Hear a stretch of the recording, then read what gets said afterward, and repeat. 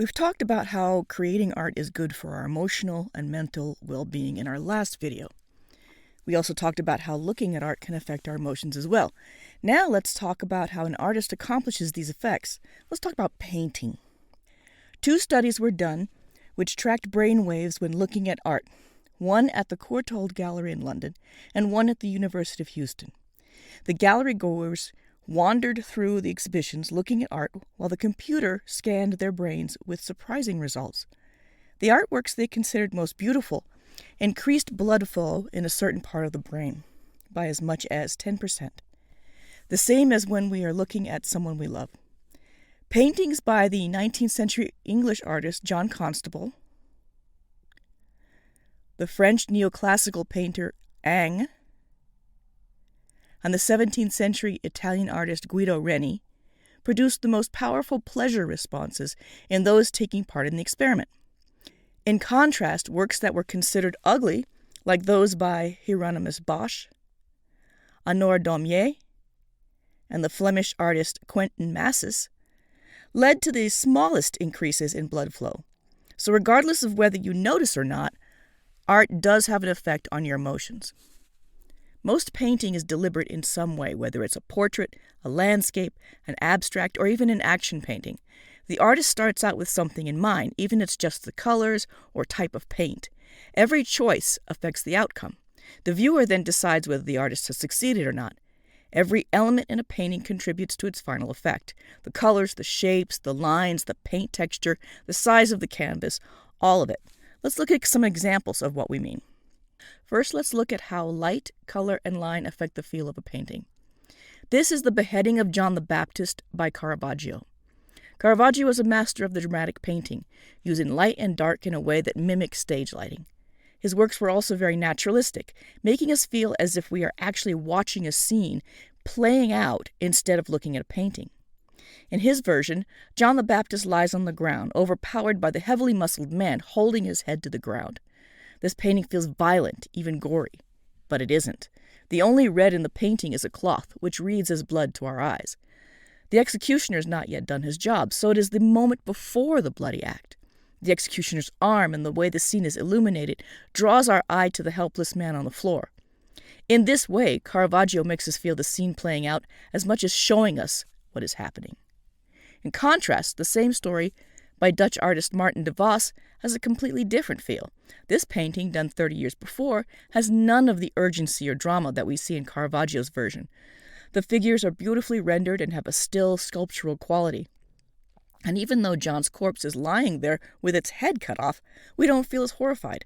This artist has chosen to give us a pretty picture that just helps to remind us of the story rather than reenact it. There's very little blood, and everyone, including John's severed head, has a serene look on their face. The whole thing is lit evenly so we can see all the details, which in themselves are quite lovely. In this way, we can see how artists manipulate color, light, and composition to influence our emotions.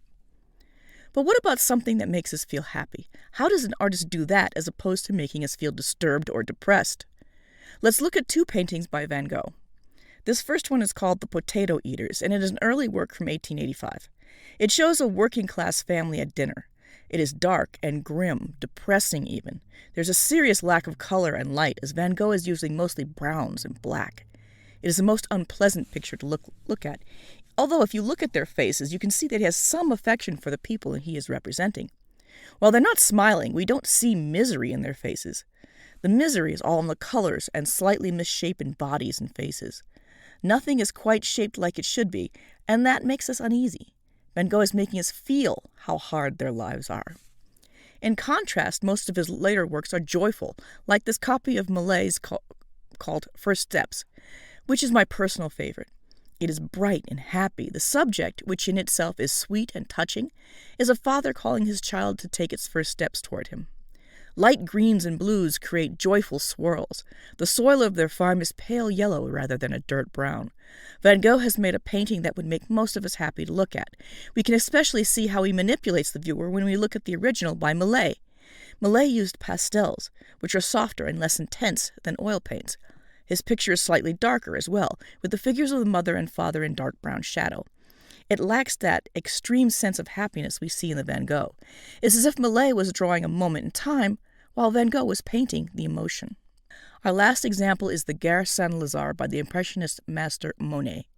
The Impressionists were more concerned with the play of light and shadow than they were with representing a place or event. This train station is bright and airy, with the view to the outside recreated in light blues, grays, and white. Even the shadowed canopy, which one would assume should be dark, is only dark in comparison to the outside. Monet creates an image that takes us outside, as a train would take us away from the city. It is joyous and full of unspoken potential. In contrast, we have a different painting of Gare Saint-Lazare by an unknown artist done around the same time as the Monet. This one has a very different feel. It is brown and black and gray. Instead of the promise of leaving this dismal scene, we're drawn further into it, back towards the dark buildings the engines come and go from. Its train tracks and black trains give it a rigid, mechanical feel. It's a wonderful image for train lovers, but as an image in itself, it kind of leaves one cold. So far, the paintings we have discussed are all representational works. A large part of their appeal is their subject. We understand what we are seeing, and we feel attachment or happiness or uneasiness depending on how we feel about a familiar subject. Abstract art is a different matter. It poses a challenge to the brain. The brain must think outside the box and find its own interpretation or explanation of the work. The type of thinking required to consider abstract art is a higher-level cognitive function, which engages several different areas of the brain. Can it still make us happy? Well, the right painting can. Let's look at this work by the most famous abstract expressionist, Jackson Pollock. Most people have the same reaction upon seeing it for the first time, which is, "What? Huh? I don't get it." That's because there's nothing to get. Pollock's work was made to express himself, and we don't know what goes on in someone else's head unless they tell us. So we start to come up with our own explanation, from man's inhumanity to man to space exploration in the atomic age. Neither of these is really satisfactory, and for myself, I see nothing in his work except his own sense of anger and disillusionment. It makes me feel nothing. That's not to say that you won't either, because this type of work is purely subjective. Does it make you happy? My answer is no. I'm completely neutral to Pollock's work. So can abstract make us happy? Yes, of course it can. It just all depends on what you're looking at and your own sense of self. This is a work by my personal favorite artist and abstract expressionist, Clyfford Still. This particular work is the only one of his that can be used for this video, so go look at his work for yourself. This one is not one of my favorites, but you can see how he uses paint to create pieces with a 3D effect. The paint is lathered on thick, layer after layer, so it seems as if the surface is torn and different colors are emerging. I enjoy looking at his paintings in person because they're huge, and photographs cannot do them justice. Their overwhelming size and bright colors draw me in, surrounding me until I lose my sense of self for just a few moments.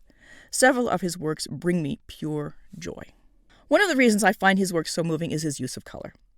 Next time, we'll examine how color affects our emotions, and if you like my content, please like and subscribe so I can grow my channel. So, until next time.